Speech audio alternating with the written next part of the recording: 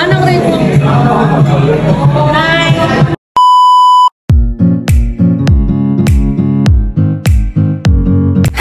Kachus! So, another day, another busog-lusog video for you! So, guys, nandito kami ngayon sa Istorya Kitchen and Bar located sa Kalayaan Center Point Building, Kalayaan Avenue, Diliman, Quezon City! This is actually highly recommended by our friend. So, samahan nyo kaming itry yung mga foods nila dito para malaman natin kung gaano nga ba kasarap ang kanilang mga pagkain. Kung gusto mo naman mag-inom or mag-party-party, pwedeng-pwede dito kasi hindi mo na kailangan lumipat pa dahil may bar sila. Pwede ka na agad umorder ng beer, cocktail. So, yan yung draft beer. For complimentary, meron silang bread.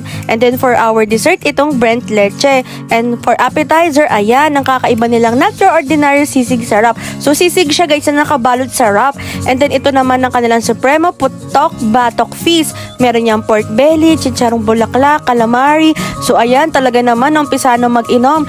And then, ito yung isa naming in-order, yung kanilang ribs and hipon.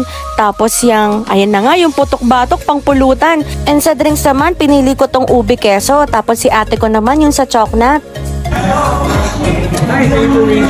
For main, ang pinili namin is tong salmon salpikaw at ang walang kamatayang truffle pasta. Order din namin tong kanilang not your ordinary kare-kare guys. Sobrang sarap talaga niyang kare-kare. So ayan na guys, lahat ng in-order namin. Ang masasabi ko lang, 9/10 dito sa Istorya, kaya itry nyo na. Anong rate mo? 9.9. Pinamasarap. Lahat yung salpikaw. Then yung kare-kare. And yung ribs. Lahat masarap. Lahat masarap. Hydrate. Ano yan? Video. Rate? Rate. Ano sa akin? Pinaka nagustuhan ko yung sisig. Sisig wrap. Ano nga ang tawag ko? Sisig sa wrap. Sisig sir. Sisig sa wrap. Anong rate mo? 9? Rate ko 10. 10. Ibang-iba yung sisig sa wrap. Kasi ano, parang may pinaghalong samosa at saka classic sisig ng Pilipinas. Sa wrap talaga. Sa wrap. Ikaw, friends?